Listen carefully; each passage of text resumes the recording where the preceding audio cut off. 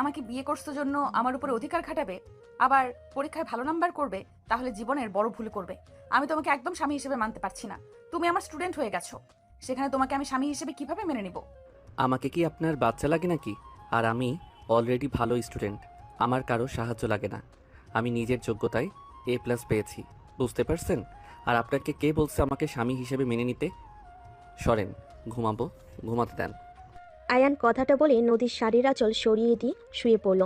নদী আয়নের দিকে তাকিয়ে ফুঁসতে লাগলো। নদী মুখ ভেঙচি দিয়ে ঘুরে শুয়ে পড়ল। আয়ান নদীর দিকে ঘুরে নদীর পিঠের দিকে তাকিয়ে ভাবতে লাগলো। পোকা নিয়ে এসে পিঠের ভিতরে ছেড়ে দিলে কেমন হবে?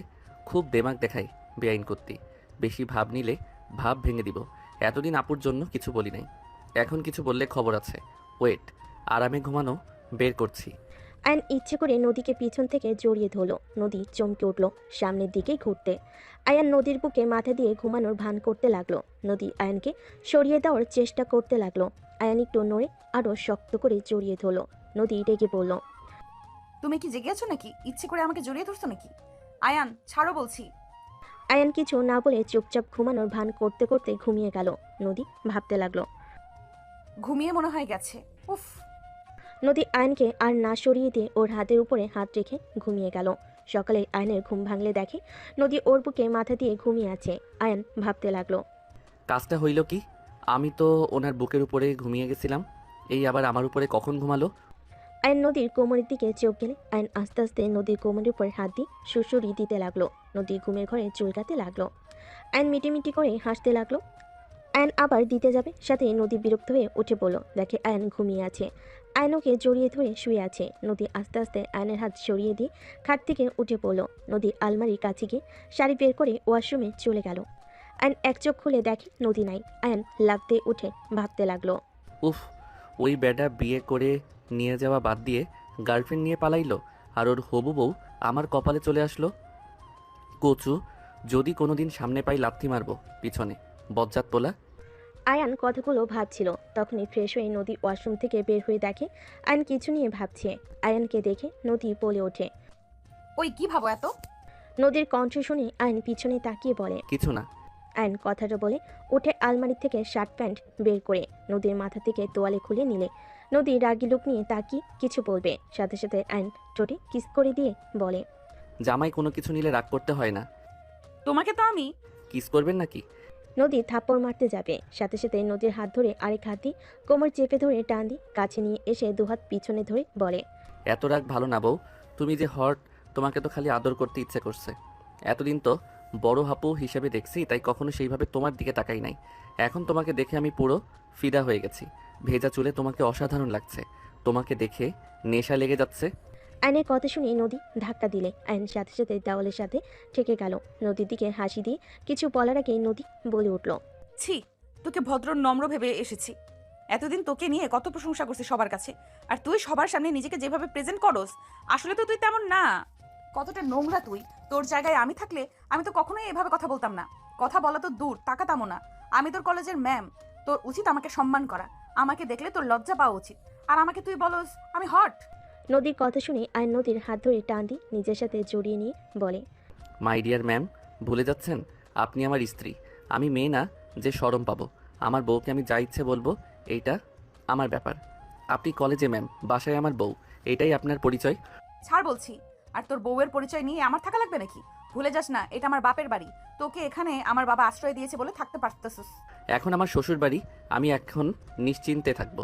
আগে ভাবতাম আমার ভাগ্য অনেক খারাপ, আমার বাবা মা নাই, আমার বোন আমাকে বড় করছে, অনেক কষ্ট অভাবে বড় হয়েছি, অনেক অভিযোগ ছিল, এখন আর নাই। আপনার মতো হট একটা বউ পাইছি, সাথে বড়লোক শ্বশুর বাড়ি। আয়নের কথা শুনে নদী রাগ কন্ট্রোল করতে না পেরে আয়নের মুখে থুতু দিয়ে বলে। তোর বোন কত ভালো, আর তুই মানুষের বাচ্চা হতে পারস না। তোর বোন সহজ সরল, আর তুই হইছস শিয়ানা। অতি উড়া উড়িস না।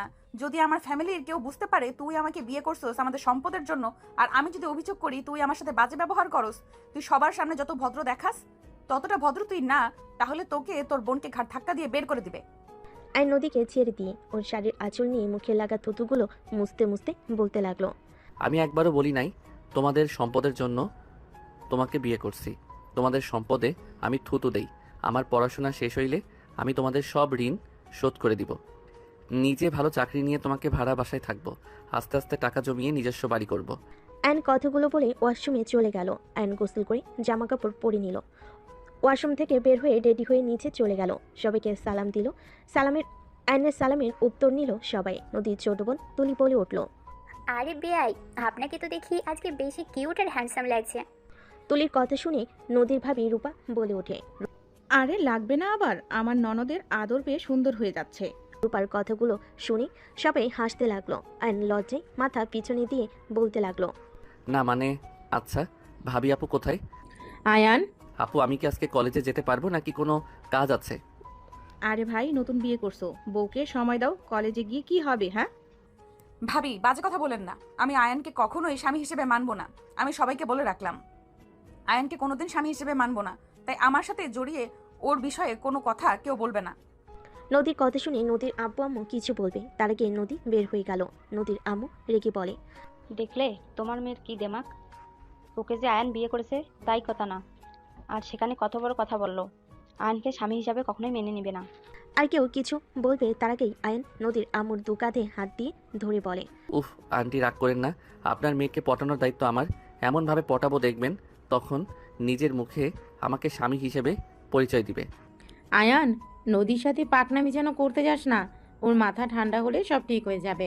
তুই ছোট, তোর সাথে বিয়ে দিয়েছি তাই রাগ করেছে। এখানে যে কেউ রাগ করবে। বৌমা, তুমি সবসময় নদীর হয়ে কথা বলবে না তো? তোমাদের দুজনের আদর পেয়ে পেয়ে এত বড় কথা বলার সাহস পেল। আম্মু ক্ষমা করবেন, আমার কথা যদি কষ্ট পান। আম্মু, নদীর জায়গায় যে কেউ থাকলে রাগ করতো। আপনারা হঠাৎ করে আয়ানের সাথে বিয়ে দিলেন, বিষয়টা নদী মেনে নিতে পারছে না, তাইও রেগে আছে। কেন, তোমার ভাই কি ভালো ছেলে না? ওই কি খারাপ ছেলে নাকি যে তোমার ননদ এত বড় কথা বলবে? আম্মু, নদীকে কিছু সময় দেন। আর যত বলুক, স্বামী স্ত্রীর সম্পর্ক পবিত্র থাকতে থাকতে এমনিতেই ভালোবাসা তৈরি হয়ে যাবে। এখন ওই ছোট, আর আয়ানও তো নদীকে বড় আপু বলে ডাকতো, আয়ানকেও নদী তো ছোট ভাইয়ের মতো দেখতো। সেখানে হুট করে স্বামী হয়ে গেলে বিষয়টা লজ্জাজনক ব্যাপার। আমি কিছু বলবো না, তোমরা যা ইচ্ছে করো। নদীর আম্মু রাগ করে চলে যেতে নিবে। আয়ন দৌড়ে নদীর আম্মুর রুমে চলে গেল। নদীর আম্মু খাটের উপর বসলে আয়ন হাঁটু গেড়ে বসে হাত ধরে বলে। আন্টি আপনি এমনভাবে থাকলে কিন্তু আমার ভালো লাগে না। আপনি এইসব নিয়ে চিন্তা করবেন না তো, আমি ওনার মনে জায়গা করে নিবই। আর যা করা লাগবে আমি সব করব। আর সত্যি বলতে আমারও প্রথমে অনেক লজ্জা লাগছিল। ছেলে মেয়ের ভালো করতে গেলে আমরা বাবা মা খারাপ হয়ে যায়। আন্টি এইটা কি বলেন? ভাইয়া আপুরা আর উনিও আপনাদের দুইজনকে অনেক ভালোবাসে। ওনার রাগ হয়েছে তাই এমনভাবে কথা বলছে। আপনি শুধু শুধু রাগ করছেন। দেখেন আপনি আর আঙ্কেল হুট করে আমাকে বিয়ের কথা বলেন, আমি রাজি হইতে চাই নাই। আপনার মুখের দিকে তাকিয়ে আমি রাজি হয়ে যাই। দুইজনের সময় দরকার। আচ্ছা আন্টি আমার ফোনটা বাজছে। আয়ন উঠে ফোনটা রিসিভ করে ওর ফ্রেন্ডদের সাথে কথা বলা শেষ করে নদীর আম্মুকে কিছুক্ষণ বুঝিয়ে আয়ন রুম থেকে বের হয়। আগে রুমে গিয়ে ব্যাগ নিয়ে বের হইলে আয়নের দুলাভাই আশিক বলে উঠল। আয়ান, গাড়ি ভাড়া নিয়ে যাও। ভাইয়া ভাড়া আছে, ওনার বিয়েতে তো অনেক টাকা উঠছে, ওইগুলো আছে। ও আচ্ছা, আসো, কলেজে নামিয়ে দিয়ে অফিসে যাব। আপনার আবার লেট হয়ে যাইতে পারে, আপনি যান, আমি গ্যারেজ থেকে সাইকেলটা নিয়ে চলে যাব। আচ্ছা, সাইকেল ঠিক করছো? জি ঠিক করা হয়েছে। আয়ান ওর দুলাভাইয়ের সাথে কথা বলা শেষ করে বাসা থেকে বের হয়ে গেল। সামনে গ্যারেজ থেকে সাইকেল নিয়ে সোজা কলেজে চলে গেল। কলেজে ঢুকে সাইকেলের এক সাইডে রেখে হেঁটে যেতে লাগলো। নিচের দিকে তাকিয়ে থেকে রাকিবকে কল করতে করতে যেতে লাগলো। হঠাৎ কারোর সাথে ধাক্কা খেয়ে ফোন পড়ে যেতে নিবে, সাথে সাথে ক্যাচ ধরে ফেললো। সামনের দিকে তাকিয়ে দেখে নদী পড়ে আছে। আইন কিছু বলার আগেই কিছু স্টুডেন্ট দৌড়ে এসেছে। তিনটা মেয়ে নদীকে ধরে তুললো। আর কয়েকটা ছেলে আয়নের মুখে ঘুষি মেরে বলে, তোর এত বড় সাহস, আমাদের ম্যামকে ধাক্কা মেরে ফেলে দিয়ে তাকিয়ে থাকোস। আইনকে আরেকটা মারতে যাবে, সাথে সাথেই নদী বলে, এই ওকে ছাড়ো, ওই বুঝতে পারে নাই আমি তাড়াতাড়ি করে যেতে নিয়ে ধাক্কা লাগছে, যাও তোমরা। নদীর কথা শুনে ছেলেগুলো আইনকে ছেড়ে দিয়ে চলে গেল। আইন ঠোঁটের কাছে হাত দিলে দেখে রক্ত বের হচ্ছে। আইন কিছু না বলে রক্ত মুছতে লাগলো। হঠাৎ করে কয়েকজন এসে নদীকে সালাম দিয়ে আইনকে পিছন থেকে জড়িয়ে ধরে আইনের ঠোঁটে রক্ত দেখে অবাক হয়ে বলে ওঠে, দোষ, তোর মুখে রক্ত? কিছু না, চলো ক্লাসে। আর কখন থেকে কল দিচ্ছি, ধরস না কেন? আইন ওর বন্ধুদের সাথে মিলে ক্লাসে ঢুকে পড়লো। নদীও আইনের ক্লাসে চলে গেল। নদীকে দেখে সবাই দাঁড়িয়ে সালাম দিল। নদী ক্লাসের ভিতরে এসে সবাইকে নিজের পরিচয় দিয়ে সবার থেকে পরিচয় নিতে লাগলো। আইনের কাছে গেলে আয়ান দাঁড়িয়ে বলে, আমার নাম আয়ান। নাইস নেম, বসো। নদী ক্লাস নদী ক্লাস শুরু করতে লাগলো। আয়ন নদীকে মুগ্ধ নয়নে তাকিয়ে থেকে দেখতে লাগলো। নদী মাঝে মাঝে আয়নের দিকে তাকালে আয়নের চোখে চোখ পড়তেই নদী চোখ সরিয়ে নিয়ে ক্লাস করতে লাগলো। নদী ক্লাস শেষ হলে চলে গেল। রাকিব বলে ওঠে। আয়নোর বন্ধুদের নিয়ে ক্লাস থেকে বের হয়ে মাঠের ভিতরে গিয়ে ফুচকাওয়ালা মামার কাছে গিয়ে ফুচকা অর্ডার দিয়ে সবাই বসে থেকে আড্ডা দিতে লাগলো। সবার সাথে ফুচকা খাওয়া শেষ করে সবাই মিলে ক্লাসে চলে গেল। ম্যাম যেমন দেখতে তেমন পড়ানো সিস্টেমটাই অসাধারণ। আচ্ছা বাহিরে চলো, তোদের ট্রিট দিব। আর বলিস কি, তুই আমাদের ট্রিট দিবি? হ্যাঁ চল, বেআইনের বিয়েতে টাকা পাইছি, ওইগুলো দিয়ে খাওয়াবো তোদের। বাহ বাহ, চল। 1:30 কলেজ ছুটি হলে আয়নোর বন্ধুদের সাথে বের হয়ে গেল। 3টার দিকে বাসায় আসলে আয়নের মুখে কাটা দেখে আতিয়া বলে ওঠে। আয়ান, কি হয়েছে? তোর ঠোঁটের কাছে কাটা কেন? শোন আপু, কয়েকটা ছেলের খুশি খেয়েছে ভাবি। নদীর কথা শুনে সবাই অবাক হয়ে বলে। কি আয়ান, কি করছোস যে তোকে ওরা মারলো? তুই কি ক্ষতি করেছিলি ওদের? তোর অনেক সাহস বেড়ে গেছে, তাই না? আপু আমি কিছু করি নাই।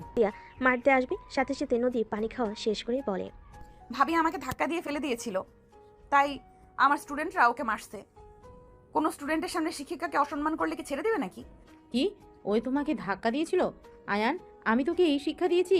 নিজের স্ত্রী সব স্টুডেন্টের সামনে ধাক্কা দিয়ে ফেলে দিয়ে অসম্মান করস? তোর লজ্জা লাগে না? আইন আতিয়ার কথা শুনে আতিয়াকে কিছু বলবে তার আগে আইনের গালে থাপ্পড় বসিয়ে দিল। আইন গালে হাত দিয়ে নদীর দিকে তাকিয়ে থাকলো। নদীর সোফা থেকে উঠে না দেখার ভান করে রুমে চলে গেল। আইনকে আরও মারতে যাবে। আইন দুহাত দিয়ে মার থেকে বাঁচার চেষ্টা করতে লাগলো। নদীর আম্মু বলে ওঠে। বৌমা থামো, ওকে কেন মারছো? তোমার ননদ ভালো মানুষ নাকি? আয়ান, সত্যি করে বলো তো কি হয়েছিল? আর তুমি হঠাৎ করে ওকে ধাক্কা কেন দিয়ে ফেললে? আন্টি বিশ্বাস করেন, আমি ইচ্ছে করে কিছু করি নাই। আমি রাকিবকে কল দিতে দিতে হাঁটছিলাম, হঠাৎ করে উনি সামনে আসলো, ধাক্কা লেগে উনি পড়ে যায়। তারপর সব খুলে বলে রূপা বলে। শুধু শুধু আয়ানকে মারলে আফা? আয়ান, যাও রুমে গিয়ে ফ্রেশ হয়ে নাও। আইন সোজা নদীর রুমে চলে গেল। নদী আয়নের দিকে তাকিয়ে থেকে ভিলেন মার্কা হাসি দিল। আইন কিছু না বলে ব্যাগ টেবিলের উপর রেখে আলমারি থেকে শার্ট প্যান্ট নিয়ে ওয়াশরুমে চলে গেল। গোসল করে বের হলে শার্ট প্যান্ট বারান্দায় মেলে দিল। আইন বারান্দায় দাঁড়িয়ে থেকে পাশের বারান্দার মেয়েটার দিকে তাকাতেই মেয়েটা বলে। হাই আয়ান, কেমন আছো? আলহামদুলিল্লাহ, তুমি কেমন আছো? এই তো আলহামদুলিল্লাহ। বউ কই তোমার? শুয়ে আছে। ও আচ্ছা, সন্ধ্যার দিকে ছাদে এসো। আইন মেয়েটাকে কিছু বলবে তার আগে নদী পিছনে দাঁড়িয়ে রাইসার দিকে রাগের লোক নিয়ে তাকাতেই রাইসা চলে যেতে নিলে আয়ান বলে। ওই এখন চলে যাচ্ছ কেন? আমার কথা তো শুনে যাবে নাকি? পরে শুনবো। কথাটা বলে চলে গেল। নদী খাটের কাছে চলে গেল। আইন কিছুক্ষণ সামনের দিকে তাকিয়ে থেকে রুমের দিকে তাকিয়ে দেখে নদী খাটের উপর পা ঝুলিয়ে বসে আছে। আইন রুমে গিয়ে নদীর পাশে বসে আস্তে করে চুলের খোপাটা খুলে দিলে নদীর রাগের লোক নিয়ে তাকাতে আইন সাথে সাথে অন্যদিকে তাকিয়ে থেকে বলতে লাগলো। কাউকে চুল ছেড়ে দিয়ে থাকলে বেশি সুন্দর লাগে, বাতাসে উঠলে আরো সুন্দর লাগে। আমার মাথার চুল ছেড়ে দিতে বলছি তোমাকে। কই না তো। তাহলে খুললে কেন? দেখতে মন চাইলো তাই। আচ্ছা শোনো, তুমি কি তখন ব্যথা পেয়েছিলে? মানুষ জন্য কিছু বলি নাই। ব্যথা পাইলে কি আর না পাইলেই কি? পাইছো নাকি সেটা বলো। পাইছি, কি করবি? কোথায় দেখি? কোমরে আর হাতে একটু পেয়েছি। কানার মতো করে হাঁটো। আইন নদীর হাত নিয়ে দেখতে লাগলো। আইনের কাছ থেকে হাত নিয়ে বলে। ছাড়ো। দেখি হাতটা কোথায় পাইছো, দেখা তো যাচ্ছে না। ছাড়ো বলছি। তোমার দেখতে হবে না। দেখাবে নাকি জোর করে কিস করব? বেয়াদব, এখানে ব্যথা পাইছি কি করবি? হ্যাঁ। নদীর কথা শুনে আইন দুষ্টামির হাসি দিয়ে বলে। আমি তো ব্যথার জায়গায় কিস করতে চাইলাম, তাহলে কিস করি। আইন নদীর বুকের দিকে যেতে যাবে আইনের মুখ ধরে বলতে লাগলো। আমি রেগে বলছি, একদম কাছে আসবে না, মারবো কিন্তু। রেগে বসে কেউ রোমান্স করার জন্য বুকের দিকে দেখায় নাকি? নিশ্চয়ই তোমার আমার ভালোবাসা পেতে ইচ্ছা করছে, এত লজ্জা পাও না? নদী আইনের মাথা সরিয়ে দিয়ে লাফ দিয়ে উঠে দৌড়ে রুম থেকে বের হয়ে গেল। আইন খিলখিল করে হাসতে হাসতে খাটের উপরে গড়াগড়ি খেতে লাগলো। নদী পিছিয়ে এসে দরজার আড়াল থেকে আয়নের হাসি দেখে নিজের অজান্তে মুখে হাসি ফুটে উঠল। আয়নের ফোন বেজে উঠলে আইন কলটা রিসিভ করলো। আসসালামু আলাইকুম। কে? আমি। ও আমার নাম্বার কোথায় পেলেন? আয়ান, বাসে ফিরে হাই বাবা, আর কত আমাদের শাস্তি দিবি? বাই। আইন কল কেটে দিল। আয়নের ফোন বাজতে লাগলো। আয়ন ফোন বন্ধ করে রেখে রুম থেকে বের হয়ে গেল। আয়ন নিচে গেলে তুলি বলে ওঠে। আয়ান, একটু বের হব, তুমি কি আমাকে নিয়ে যাবে? কোথায় যাবে? প্রতিদিন যেখানে যাই সেখানেই। ও আচ্ছা। প্রতিদিন তুই কোথায় যাস রে? ওনার ফ্রেন্ডের সাথে আড্ডা দিতে যাই। ও তা তুলি, তুই একা যা, প্রতিদিন ওকে নেওয়া কি দরকার? আয়ান গেলে বান্ধবীরা ফ্রিতে খাওয়াই। তুলি কথাটা বলে হাসতে লাগলো। সবাই ভুরু কুচকে তাকায়। নদী বলে ওঠে। মানে কি? মানে আসলে ও তুমি তো মানে আসলে ও তুমি তো আয়ানকে স্বামী হিসেবে মানোই না, তাই তোমাকে বলে কিছু হবে না। আয়ানকে নিয়ে গেলে আমার ফ্রেন্ডরা আয়নের প্রেমে হাবুডুবু খাচ্ছে। আয়ান ওদের সাথে কথা বললে ওরা ফিদা। এদিকে আমি যা ইচ্ছে অর্ডার দিই খেতে থাকি, সব বিল ওরা দেয়। ঘোরা থেকে শুরু করে সব ওরা পেমেন্ট করে, আমি আর আয়ান শুধু খাই ঘুরি ফ্রিতে। তুলি কথাটা বলে হাসতে লাগলো। সবাই শুনে অবাক হয়ে তাকিয়ে আছে। নদী ঠাস করে তুলির গালে থাপ্পড় মেরে দিল, আর আতিয়া আয়নের গালে থাপ্পড় মেরে দিল। আয়ন তুলি দুজনের দিকে তাকিয়ে অসহায় চোখে তাকালে আতিয়া বলে ওঠে, মেয়েদের মন নিয়ে খেলা করতে খুব ভালো লাগে তোর, তাই না? সামান্য কিছু টাকার জন্য তুই ওই মেয়েগুলোর সাথে ফ্ল্যাট করস? তোর কোনো ধারণা আছে? আপু আমি কি করলাম? আয়নের গালে আরেকটা থাপ্পড় মেরে বলে, যখন ওই মেয়েগুলো জানতে পারবে তুই ওদের সাথে মজার ছলে এইসব করেছিস, কেমন লাগবে ওদের? কোনো ধারণা আছে তোর? তুলির কথা শুনে নদীর আম্মু অবাক হয়ে বলে, তুই কি করস? মানে তুই জানোস না? নিজের রক্তের পরিচয় দিচ্ছিস নাকি? যদি রক্তের পরিচয় দেস তাহলে দরজা খোলা আছে, বের হয়ে যা। ভাবি এসব কি বলছেন? তুই চুপ কর। তুই এত খারাপ, তোকে কি আবু টাকা দেয় না? অন্যের টাকায় খাওয়া ঘোরার জন্য দুজন মিলে ওই মেয়েদের সাথে এমন করতে লজ্জা লাগে না? আয়নকে বাদ দিলাম, ওই ছোট, তুই তো ওর বড়, আর একটা মেয়ে হয়ে এসব করতে লজ্জা করে না? আরে আজব তো, আমি এখানে কি করছি? ওদের আমি বারবার বুঝিয়েছি, দেখ আয়ান ছোট, এসব প্রেম প্রীতি বুঝে না, ওর পিছনে ঘুরে লাভ নেই। ওরা উল্টা আমাকে বলে আমি নাকি আয়ানকে লাভ করি, জন্যই নিয়ে আসি না। আমাকে অনেক ধরনের কথা বলতো, তো আমি কি করব? সেখানে ওদের যদি আয়ানের সাথে কথা বলতে ভালো লাগে, আমার কি দোষ? আয়ান তো আর ওদের সাথে খারাপ কথা বলে না। আয়ান কেমন জানি কথা বলে, ওরা মুগ্ধ হয়ে শুনে আর হাসে। ওদের দোষ আমাদের না, ওদের দোষ আমাদের না, আমরা বারবার করেছি তো। আর আমাকে বলেছিল আয়নকে পটাবে, সেখান থেকে ওদের চ্যালেঞ্জ অনুযায়ী যাই, 1 মাস হয়ে গেছে, আয়নকে কেউ পটাতে পারেনি। আর এমনিতেও আয়নেরও লাভ আছে, আমি তো দেখি ভাবি। বাহ ভাইয়া, ওকে আসা যাওয়ার যে ভাড়া ওইটা দেয়, ওই সাইকেলে নিয়ে যাওয়ার কারণে ওই টাকা থাকে, ওটা দিয়ে খাই। প্রতিদিনের 50 টাকা হাত খরচ দিয়ে চলে নাকি? কি? বাট আয়ানকে তো 200 টাকা করে দেওয়ার কথা, নদীর আব্বু তো বলে দিয়েছে। আর 150 টাকা কই যায়? আমার কাছে থাকে। আম্মু আমার দোষ নাই, আতিয়া 50 করে দিতে বলে, এর বেশি দিতে না করেছে। আর যখন ওর খুব দরকার হয় তখন যে টাকা জমা থাকে ওইখান থেকে নিয়ে দিয়ে দেয়। বৌমা, এইটা একটু বেশি করে ফেলছো না আয়নার সাথে? অ্যান্ড আতিয়াকে কিছু বলার সুযোগ না দিয়ে উঠে দাঁড়িয়ে পড়ল। আপু আমি আমার রক্ত পরিচয় দিচ্ছি, তুমি আমাকে এটা বলতে পারলে? ওকে ঠিক আছে, দরজা তো খোলা তাই না? চলে যাচ্ছি, তুমি থাকো। আজ থেকে আমার দায়িত্ব তোমাকে নিতে হবে না।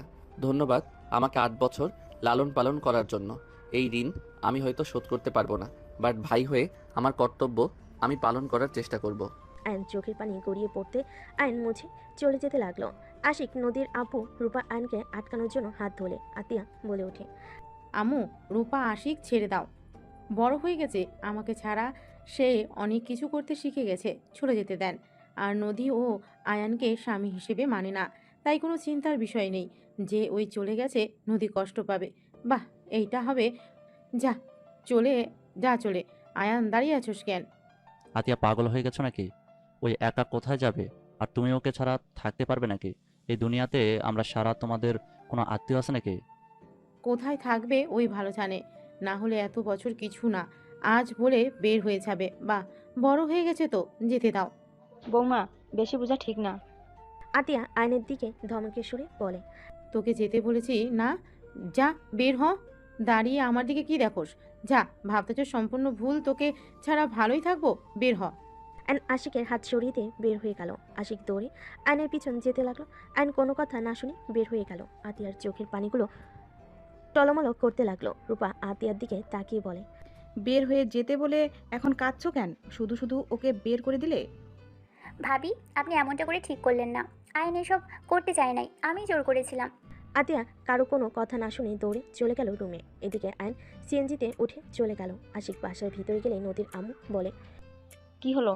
আয়ান আসলো না? না, সিএনজিতে উঠে চলে গেল। আর তুলি ফালতু কাজের ভেতরে ওকে জড়াতে হবে কেন? আমি কি জানতাম ভাবি এত রেগে যাবে? আর এখানে এত রেগে যাওয়ার তো কোনো কারণ আমি দেখি না। নদীর থাপ্পড় মালে তুলি চুপ হয়ে গেল। নদী রুমে চলে গেল। তুলি কান্না করতে করতে রুমে চলে গেল। 5 দিন পর আশিক, আয়ানকে কি খুঁজে পেয়েছো? ওর বন্ধুদের থেকে কোনো খবর পাইছো? 5 দিন পর আতিয়াকে এত উতলা দেখে সবাই অবাক হয়ে তাকালো। আশিক অবাক হয়ে বলল, আয়ানের খবর শুনে কি করবে? ওকে পাইলে কি আর না পাইলে কি? তুমি তো 5 দিন ওর নাম শুনতে চাইলে না। আজ আবার কি হলো যে ওর খোঁজ চাচ্ছ?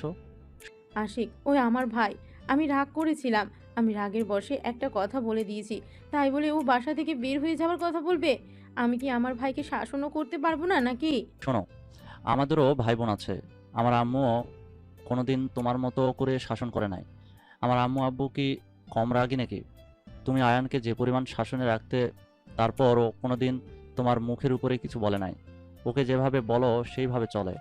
ওই ছোট মানুষ তুলির সাথে মিলে একটু মজা করছে, তাতে তুমি ওকে থাপ্পড় মারলে, বের হয়ে যেতে বললে। আমি বুঝলাম না, আমাদের ফ্যামিলি কোনো সমস্যা নাই আয়ানকে নিয়ে, তুমি এত রাগ শাসন কেন করো?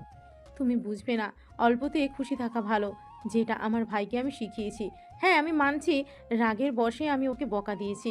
ওর বোঝা উচিত ছিল আমি ওর ভালোর জন্য ওকে বকাগুলো দিয়েছি। ওই ছোট আর কত সহ্য করবে? এইটাই শাসন বলে না আতিয়া, পাগলামি বলে। আমার মেয়ে, আমার ছেলে মেয়েকে তুমি এত শাসন করতে পারবে না। ওরা বাসায় আসলে একদম ওদের উপরে এত শাসন চালাতে যাবে না, বলে দিলাম। Ashiq, just shut up. Ashiq, বৌমার সাথে ঝগড়া করিস না। তুই কি আয়ানের খোঁজ পেয়েছোস? নদী, ওই কি কলেজে আসে না? না, আমি খুঁজেছি, ওকে পাই নাই। ওর ফ্রেন্ডদের জিজ্ঞেস করলে বলে কিছু জানে না। ও সম্পর্কে বেশি ঘাটলে নানা ধরনের প্রশ্ন করবে, তাই আর কিছু বলি নাই। ওর ফ্রেন্ডদের তুমি চেনো নদী? বাট বাসা কই তা জানি না। মনে হয় বস্তির ওইদিকে হবে। ওদের ওইদিকে কয়েকবার যেতে দেখেছি। উফ, কেন যে রাগ দেখাতে গেলাম, ফোনটাও নেয় নাই। আতিয়া কান্না করতে লাগলো। রূপা আতিয়াকে ধরে হঠাৎ করে আতিয়ার কল বেজে উঠলো। আয়নের ফোন দেখে কল এসেছে। আতিয়া তাড়াতাড়ি ফোনটা রিসিভ করলো। আসসালামু আলাইকুম, কে? ওয়ালাইকুম আসসালাম আতিয়া। ও আপনি? দেখেন, আয়ানকে আপনারা যদি নিজে থাকেন তাহলে আমার ভাইকে ফিরিয়ে দেন। আমার ভাইকে ছাড়া আমি থাকতে পারবো না। আমার ভাইকে ফিরিয়ে দেন। আতিয়া, এসব কি বলছো? আয়ান তোমার কাছে নাই? আপনি এমন অবাক হচ্ছেন, আপনারা ওকে নিয়ে গেছেন। আতিয়া, এসব কি বলো? আয়ানকে আমরা নিয়ে আসি নাই। আমরা তো লন্ডন, আমরা কিভাবে নিয়ে আসবো? আয়ানকে নিয়ে যাওয়ার জন্য এসেছিলাম। আয়ান আসে নাই, তোমার সাথে কথা বলারও সুযোগ দেয় নাই। সত্যি আপনারা ওকে নেন নাই? তুমি নাম্বারটা দেখো। আতিয়া নাম্বারের দিকে তাকিয়ে দেখে বাহিরের দেশের নাম্বার। আতিয়া কান্না করতে করতে বলে, ওকে রাখছি। আয়ান কোথায়? ওর কি হয়েছে? তুমি ঠিক আছো আতিয়া? আয়ানের সাথে কিছু হয়েছে তোমার? আতিয়া, কথা বলো। আতিয়া ফুপিয়ে ফুপিয়ে কান্না করতে করতে বলে, জানি না, আমার উপরে রাগ করে বের হয়ে গেছে। আজ 5 দিন ওর কোনো খোঁজ খবর নেই। আতিয়ার কথা শুনে আয়নের আম্মু থমকে গেল। আয়নের আম্মু বলে, কি বলছো? আমি সেই দিন কথা বললাম, ওই আমার ফোন কেটে দিয়ে ফোন বন্ধ করে দিয়েছিল। ওর বন্ধুদের সাথে যোগাযোগ করো, আমি মানুষ লাগিয়ে দিচ্ছি, তুমি কান্না করো না। আপনার সাহায্য আমার লাগবে না। আমি আমার ভাইকে একা খুঁজে নিয়ে আসবো। আর আপনি আমার ভাইকে কেন কল দেন? আপনাকে কতবার বলেছি আমার ভাই আমার সাথে যোগাযোগ রাখার চেষ্টা করবেন না। আতিয়া, কেন এমন করছো? আমাদের কি ক্ষমা করা যায় না? আজ 9 বছর হয়ে গেল তোমরা দুজন আমাদের থেকে দূরে। আমরা তো তোমার বাবা মা, কেন এমন করছো? তোমার আব্বুর ভুলের জন্য শেষ তো শাস্তি পেয়েছে। চুপ করেন, আপনাদের কথা আমি শুনতে চাই না। আমার ভাইকে আমি ফিরিয়ে নিয়ে আসবো। আমি আমার ভাইয়ের উপর আপনার হাজবেন্ডের আর আপনার বড় ছেলের ছোঁয়াও পড়তে দিব না। Just hate you. আয়নের আম্মুকে কিছু বলতে না দিয়ে কল কেটে দিয়ে রাগে বসে ফোন আচার দিয়ে ভেঙে ফেললো। আতিয়ার এমন রাগ দেখে সবাই চমকে গেল। আতিয়া ওর ফোন বের করে একজনকে কল দিয়ে বলল, আসসালামু আলাইকুম, আমি আতিয়া। ওয়ালাইকুম আসসালাম। চাচ্চু, তুমি কোথায়? আমি যেখানে থাকার সেখানে আছি। আপনি আমাকে সাহায্য করতে পারবেন? কি হয়েছে চাচ্চু, কান্না করছো কেন? আমি আয়ানের পিক আপনাকে দিচ্ছি। 2 ঘন্টার ভিতরে ওকে খুঁজে বের করে দিবেন। কি হয়েছে আয়নের? আমার সাথে ঝামেলা হয়েছিল, রাগ করে চলে গেছে। 5 দিন ধরে ওর কোনো খোঁজ পাচ্ছি না। আমার যতটা ধারণা ও এই এলাকায় আছে। ওর কাছে বেশি টাকা নাই যে বাইরে যাবে। ঠিক আছে, কান্না করো না, আমি দেখছি। আতিয়া কথাগুলো বলে ফোন কেটে দিল। আয়নের পিক পাঠিয়ে দিল। আতিয়া নিচ থেকে সিম ভেঙে ফেলল। আশিক বলে ওঠে, কাকে বললে যে 2 ঘন্টার ভেতর আয়ানকে বের করে দেবে? এইটা কিভাবে সম্ভব? আমরা 5 দিন ধরে খুঁজে যাচ্ছি, পাচ্ছি না। আর আয়ানের ফোনের সিম ভেঙে কেন ফেললে? এই সিম ফোনের কোনো দরকার নাই। আর যাকে বলেছি তার উপরে আমার বিশ্বাস আছে। আতিয়ার ফোন বেজে উঠলে আতিয়া কল রিসিভ করতেই আয়ন বলে ওঠে, আপু, ওরা আমাকে ধরে নিয়ে এসেছে। আপু আমাকে যেতে দিচ্ছে না। তুই বল আপু, বাসায় যেতে বলেছে। আয়ন কিছু বলার আগেই চাচ্চু ফোন রিসিভ করে বলে, আতিয়া, আয়ান আজকে আমাদের কাছে থাক। তোমার আম্মুরা কাজিনরা ওকে যেতে দিবে না। আয়ানকে আসতে দেন, ওই পরে গিয়ে ঘুরে আসবে। তুমি এখানে আছো? বাই। আতিয়া কল কেটে দিল। আয়নের ফোনগুলো সিম সব টুকরো টুকরো তুলে ডাস্টবিনে ফেলে দিয়ে রান্নাঘরে চলে গেল। নদীর আম্মু আশিককে বলল, বৌমা আমাদের থেকে মনে হয় কিছু লুকাচ্ছে। ওর কথা বলার ধরন চেঞ্জ হয়ে গেছে। 2 ঘন্টার ভিতরে একটা মানুষকে কিভাবে খুঁজে বের করবে? আমিও বুঝতে পারছি না এমন সরল নরম কণ্ঠে মানুষ কিভাবে এভাবে কথা বলতে পারে। রাগের চটে ফোন ভেঙে ফেললো। সবাই টুকটাক কথা বলতে লাগলো। 3 ঘন্টা পর কলিং বেল বাজার শব্দ হলো। কাজের লোক দরজা খুলতে চলে গেল। আইন ভিতরে ঢুকলো। সবাই অবাক হয়ে গেল। আতিয়ার সামনে কাপা কাপা কণ্ঠে বলল, আই এম সরি। লাস্টে 37 কার নাম্বার? আয়ান থমকে গেল। আয়ন ভয়ে ঢোক গিলে বলে, না মানে আয়নের গালে সজোরে থাপ্পড় মেরে গলা ধরে বলে, না মানে কি? লাস্টে 37 কার? উত্তর দে আমাকে। আপু আই এম সরি। আয়ন আতিয়াকে জোর করে জড়িয়ে ধরে কান্না করতে করতে বলে, আপু আমাকে ক্ষমা করে দাও। বিশ্বাস করো আমি তোমাকে ছাড়া কোথাও যাব না। উনি আমাকে কল দেয়, আমি ব্লগ দিতে গিয়েও পারি না। আমার ওনার কণ্ঠ শুনতে ভালো লাগে। ছাড় আমাকে, তাহলে চলে যা।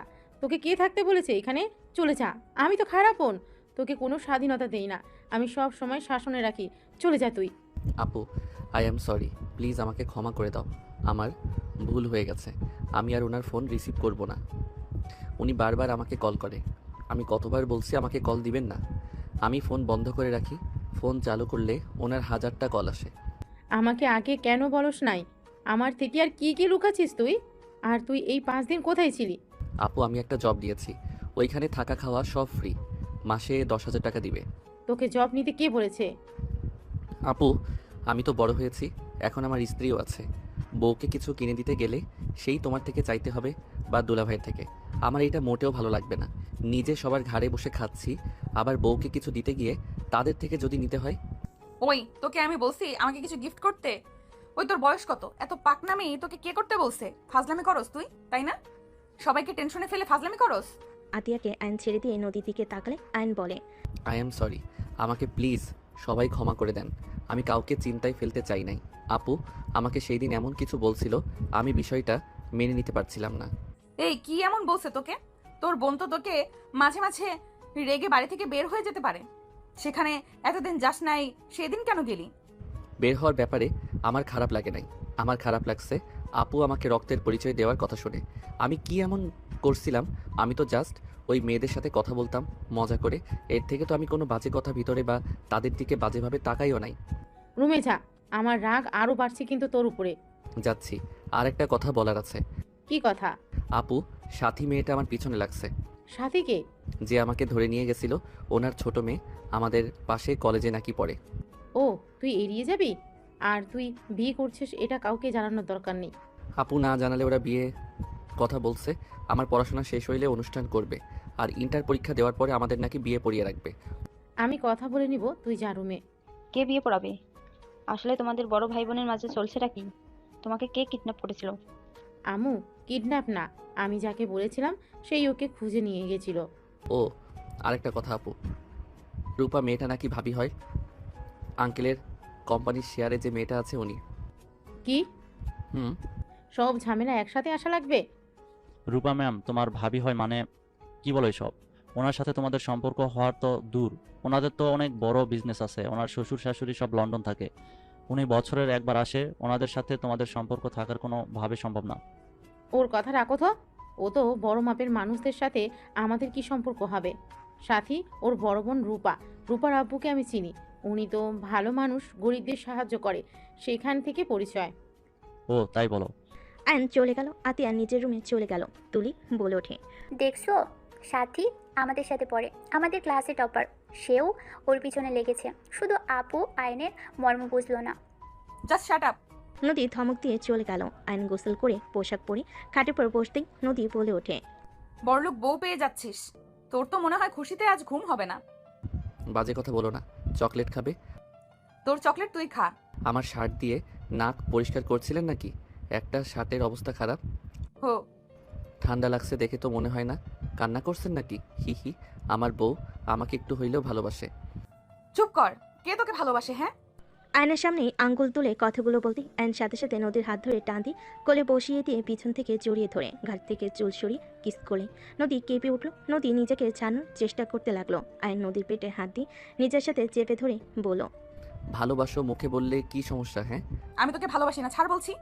আয়ন নদীকে টান দিয়ে খাটের উপর ফেলে দিয়ে 2 হাত খাটের সাথে চেপে ধরে মুখের কাছে নিয়ে যেতে নিলে নদী নিজেকে ছাড়ানোর চেষ্টা করতে লাগলো। আয়নের নিঃশ্বাস যত মুখের উপর পড়তেছে নদী কেঁপে উঠতে লাগলো।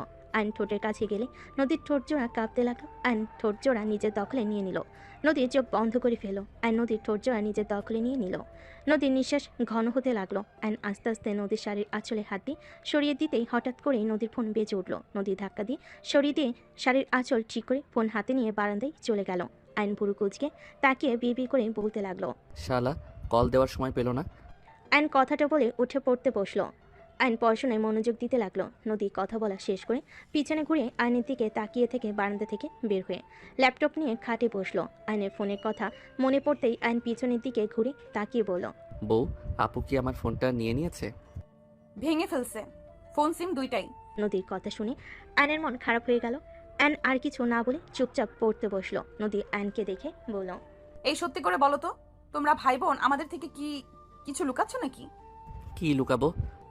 আমার মনে হয় কিছু লুকাচ্ছ। লুকাচ্ছি। আপনাকে লাভ করি, আপনি বোঝেন না। ফালতু। নদী আর কিছু না বলে কাজ করতে লাগলো। আইন পরে মনোযোগ দিতে লাগলো। রাতে সবে খেতে গেল। আইন খাবার খেতে নদীর পাশে বসলো। আতিয়া সবাইকে খাবার দিতে লাগলো। আয়নকে খাবার দিলে আইন নিচের দিকে মাথা দিয়ে চুপচাপ খেতে লাগলো। হঠাৎ করে আতিয়ার দিকে তাকালে আতিয়া বলে ওঠে, কিছু বলবি নাকি? না। তাহলে বারবার তাকাচ্ছিস কেন? আইন কিছু না বলে খেতে লাগলো। আইন আতিয়ার দিকে তাকিয়ে বলে, আপু আমার খেতে ইচ্ছে করছে না। কেন, কি হয়েছে? কিছু না, আমি খাবো না, গলা দিয়ে ভাত নামছে না। আইনের কণ্ঠটা কান্নামাখা হইলে আতিয়া বলে ওঠে, আর 1 মাস আছে কুরবানি ঈদের, তখন আমি তোকে ছেড়ে দিব। এই 1 মাস এখানে থাক। আর নদী তোকে যেহেতু পছন্দ করে না, নদী তুমি আয়ানকে ডিভোর্স দিয়ে দিও। ও এখান থেকে একেবারে জন্য চলে যাবে। আতিয়ার কথা শুনে নদীর বুকটা কেঁপে উঠল। আয়নের দিকে তাকালো। নদীর আম্মু বলে, এইসব কি বলো? ডিভোর্স দিব মানে? আর আয়ান এবার কোথায় যাবে? আম্মু দেখেন, নদী আয়ানকে অপছন্দ করে, সেখানে জোর করে কোনো সম্পর্ক রাখা উচিত না। আমার মনে হয় ডিভোর্স দেওয়া ভালো।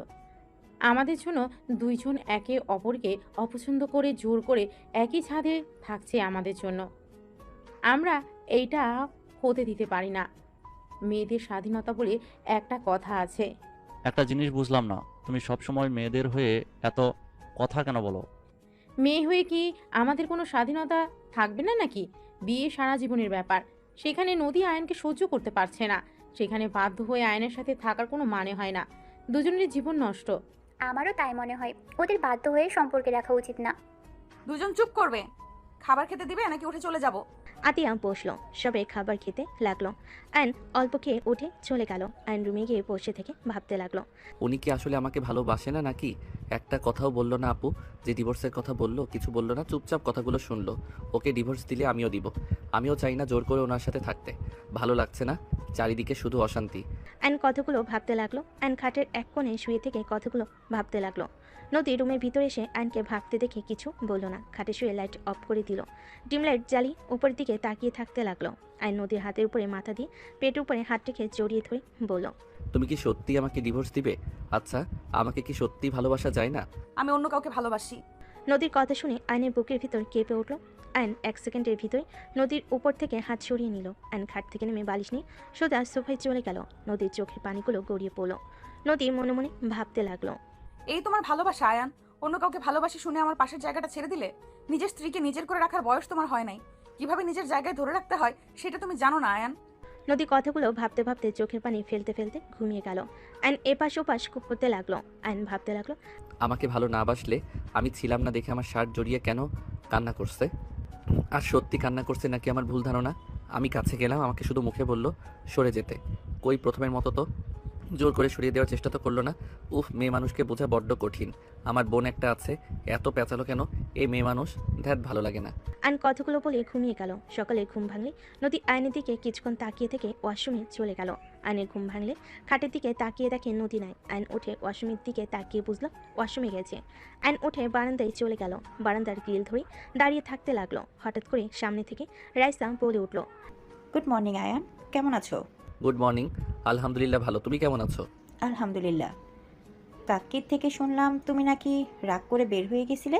ওই আর কি। আর এমন করবে না, তুমি তো জানো ভাবি তোমাকে কত ভালোবাসে। যাই হোক, তোমার বাসার সবাই কেমন আছে? আলহামদুলিল্লাহ।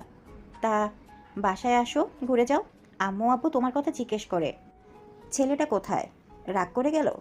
যাবো এক সময়, কলেজে যেতে হবে। ওকে যাও।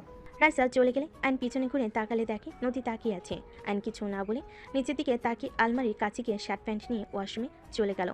ফ্রেশ হয়ে পোশাক চেঞ্জ করে আয়ন বের হইল। ব্যাগ কাঁধে নিয়ে নিচে চলে গেল। আয়ন একজনকে দেখে অবাক হয়ে গেল। আয়ন বলে উঠল। খালা। আয়নের কণ্ঠ শুনে পিছনের দিকে মহিলাটা তাকাতেই আয়নকে বলল। কি বাবা, তুমি আমাকে চেনো? MKH। আয়নের কথা শুনে রহিমা খালা অবাক হয়ে গেল। রহিমা খালা কাঁপা কাঁপা কণ্ঠে বলে উঠল। আয়ান। আয়ন দৌড়ে গিয়ে রহিমা খালাকে জড়িয়ে ধরল। সবাই অবাক হয়ে তাকিয়ে থাকতে লাগলো। আতিয়া রান্নাঘর থেকে বের হলে চমকে গেল। আয়নকে রহিমা খালা সারমুখে চুমু দিতে লাগলো আর কান্না করতে করতে বলে। আয়ান আব্বু, তুমি এখানে আছো? বড় মামুনি কোথায়? আপু। আয়নের কথা শুনে রহিমা খালা পিছনে ঘুরে তাকাতেই আতিয়াকে দেখে বলে। মামুনি কেমন আছেন? ভালো, আপনি কেমন আছেন? আজ আমি অনেক খুশি তোমাদের দেখা পেয়ে। আয়ান বাবা কত বড় হয়ে গেছে, আমি তো চিনতেই পারি নাই। আমার বুক পর্যন্ত ছিল, আর এখন কত বড় হয়ে গেছে আমি চিনতেই পারি নাই। হি হি হি। MKH, তুমি কিন্তু আমার ছোট হয়ে গেছো, আমাকে সম্মান করবে। আমি তোমার আব্বু হয়ে গেছি। আয়নের কথা শুনে রহিমা খালা ফিক করে হেসে বলে। একদম, আপনি আমার আব্বু হয়ে গেছেন। মামুনি, আপনি দয়া করে বাবুকে নিয়ে চলেন, আমি ওনাদের খবর দেই। খালা, দয়া করে এখানে কোনো ধরনের কথা তুলেন না। আয়ান, কলেজে যাচ্ছিস না? রহিমা, তুই ওদের দুজনকে চিনোস? রহিমা খালা কিছু বলবে তার আগেই আতিয়া বলে। আম্মু, ওনার সাথে আগে পরিচয় ছিল, ওনার সাথে থাকা হয়েছিল, ওনার বাসায় কাজ করতাম তো। ও আচ্ছা। মামুনি কি বলেন এসব? ঠিক বলছি খালা। কিরে, যাস না কেন? যাবো না আজকে। যেতে বলছি, যা। আয়ন আর কিছু না বলে চলে গেল। রহিমা খালা আতিয়াকে বলে। মামুনি, বেয়াদবি মাফ করবেন, আপনি আয়ান বাবু এখানেই থাকেন। আমি ওনাদের জানিয়ে দিই, ওনারা আপনাদের ছাড়া ভালো নেই। কে ভালো নাই রে? আপা, তুমি কিছু জানো না ওরা কারা? খালা প্লিজ চুপ করবেন। রহিমা খালা আর কিছু বলল না। এদিকে আয়ন কলেজে চলে গেল। কলেজ ছুটি হলে আয়ন রাকিবকে বলল। এই যে মেয়েটা আসছে, তুই ওই মেয়েটাকে পটিয়ে নিবি। যদি নিস তাহলে তোর লাইফ সুন্দরভাবে কাটবে। কে ও? এখানে নাম করা বিজনেসম্যানের ভাতিজি। বলিস কি, রাহেন চৌধুরীর ভাতিজি? হ্যাঁ থাক, আমি যাই। আয়নের সাথে কিছু বলার আগে সাইকেল নিয়ে জোরে চালিয়ে চলে গেল। নদীকে দাঁড়িয়ে থাকতে দেখে আয়ন সামনে গিয়ে বলে। সাইকেলে যাবেন নাকি? নদী কিছু না বলে পাশে রিকশায় উঠে পড়লো। আয়ন আর কিছু না বলে ওর পিছন পিছন যেতে লাগলো। বাসে গেলে নদী সোজা রুমে চলে গেল। আয়নও রুমে চলে গেল। নদী ফ্রেশ হয়ে নিচে চলে গেলে আয়ন ফ্রেশ হতে চলে গেল। ফ্রেশ হয়ে নিচে গেলে আয়ন আতিয়াকে বলল। আপু, আমি একটু বাইরে যাব। MKH, তুমি কতদিন আছো? আছি, আজকেই দিনটাই। MKH মানে কি? নদীর কথা শুনে আয়ন কিছু না বলে চলে গেল। রহিমা খালা হেসে বলে। MKH মানে মিষ্টি খালা। এই আমাকে ছোটবেলা থেকে এটাই বলে ডাকে। ও আচ্ছা। হঠাৎ করে আয়ন দৌড়ে বাসার ভিতর ঢুকলো। সবাই ভুরকুচকে তাকালে আয়ন আতিয়াকে বলল। MKH, আপনি এটা কি করলেন? আপু তো এখন রেগে যাবে। মানে? আপু। আয়নের কথা শুনে সবাই দরজার দিকে তাকাতেই থমকে গেল। সবাই ঢোক গিলতে লাগলো। নদীর আব্বু আম্মু দৌড়ে গিয়ে বলতে লাগলো।